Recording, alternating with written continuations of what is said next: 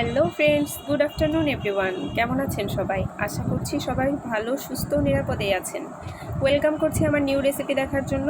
আজকে আপনাদের করে দেখাচ্ছি হোমমেড বিরিয়ানি রেসিপি। তো প্রথমেই রান্নার সব ইনগ্রিডিয়েন্টস রেডি করে নিয়ে চলে এলাম সরাসরি রান্নাতে।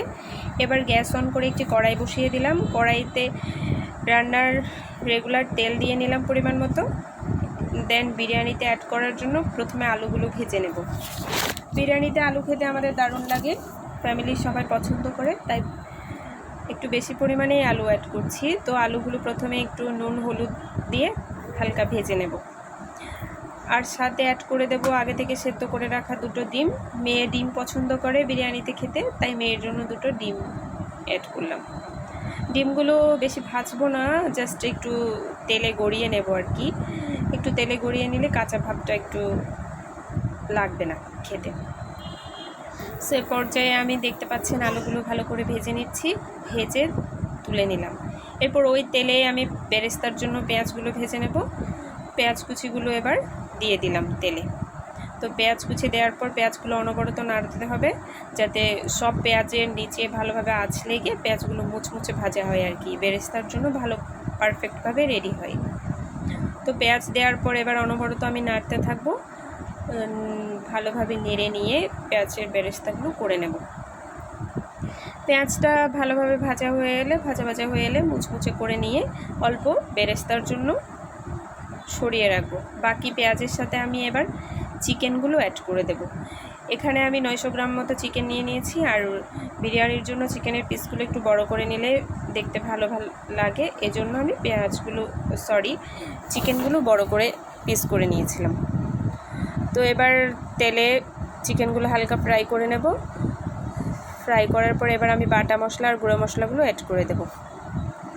এ পর্যায়ে আমি প্রথমে অ্যাড করছি রসুন পেস্ট, তারপর আদা পেস্ট, এরপর জিরা পেস্ট, এরপর অ্যাড করছি কাজু বাদাম আর কিশমিশ একসাথে পেস্ট করে রাখা মিশ্রণটি। তো এগুলো অ্যাড করার পর এবার আমি গুঁড়া মশলা অ্যাড করব। গুঁড়া মশলার জন্য নিয়েছিলাম আমি লঙ্কা গুঁড়ো দিয়েছিলাম, আর রাঁধুনি রেডিমিক্স বিরিয়ানি মশলা অ্যাড করেছিলাম। আমি বিরিয়ানি মশলার প্রায় 1/4 কাপই পার্টি অ্যাড করেছিলাম, বিকজ বিরিয়ানি মশলা যত বেশি পরিমাণে অ্যাড করা যায় বিরিয়ানিতে স্বাদটা ভালো হয়। তাও বেবিরা খাবে সেই হিসেবে আমি পুরো বিরিয়ানি প্যাকেটটা অ্যাড করিনি, মশলার প্যাকেটটা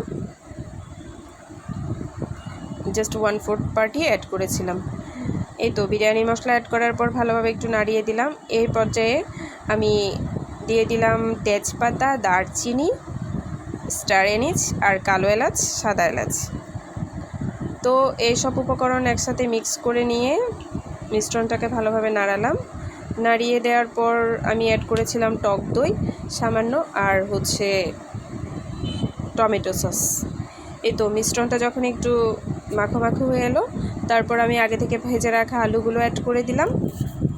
আলুগুলো অ্যাড করে দেওয়ার পর একটু হালকা জল দিয়ে দিয়েছিলাম, গরম জল দিয়ে মিশ্রণটাকে একটু সেদ্ধ হতে দিলাম, আলু আর চিকেনের মিশ্রণটাকে। এই তো হালকা সেদ্ধ হয়ে এলে এবার আমি আগে থেকে ধুয়ে জল ঝরিয়ে রাখা পোলাও চালটা অ্যাড করে দেব। এখানে আমি 1.5 কেজি মতো চাল অ্যাড করেছিলাম আমার ফ্যামিলি মেম্বার্স অনুযায়ী। তো চালটা অ্যাড করে ভালোভাবে মিশ্রণের সাথে মিক্স করে নিচ্ছিলাম। একটু ভালোভাবে মশলার সাথে মিক্স করে নিয়ে তারপর আমি আগে গরম করে রাখা জলটা অ্যাড করে দেব। এ পর্যায়ে আপনি গরম জল অ্যাড করবেন পোলাও চালে যদি পারেন, কারণ গরম জল অ্যাড করলে চালটা তাড়াতাড়ি ফুটে ওঠে আর ঝরঝরে থাকে ভাতটা। যদি আপনি ঠান্ডা জল অ্যাড করেন তাহলে ভাতটা নরম হয়ে যাওয়ার সম্ভাবনা থাকে। তো এ পর্যায়ে আমি 4 থেকে 5-6টা কাঁচামরিচ অ্যাড করে দিলাম, শাহি জিরা আর লবণ দিয়ে দিলাম, সাথে 2টো তেজপাতা। এ পর্যায়ে ভালো বিরিয়ানির টেস্ট বাড়ানোর জন্য আর একটু ভালো সুগন্ধ ছড়ানোর জন্য গোলাপ জল অ্যাড করেছিলাম, আর 2 কাপ ছোটো কাপ মেপে 2 কাপ রেগুলার কাঁচা দুধ যেটা পাওয়া যায় দুধ অ্যাড করেছিলাম। এ পর্যায়ে আগে থেকে সেদ্ধ করে রাখা ডিম অ্যাড করে দিলাম, আর পেঁয়াজ বেরেস্তাগুলো উপর থেকে ছড়িয়ে দিলাম। তো এবার বিরিয়ানিটা দমে দেব, এজন্য আমি আগে ধনেপাতা কুচিটা উপরে দিয়ে দিলাম, আর তাওয়াতে গ্যাসের তাওয়াটা বসিয়ে একটু গরম করে নিলাম, তারপর বিরিয়ানিটা দমে বসিয়ে দিলাম।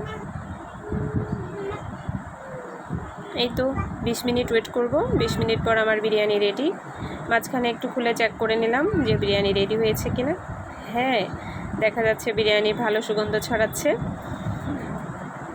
তো বিরিয়ানি রেডি হওয়ার পর মেয়ে তো ওয়েট করছিল আর এক্সাইটেড কখন হবে মা, এজন্য আগে মেয়েকেই সার্ভ করে দিলাম।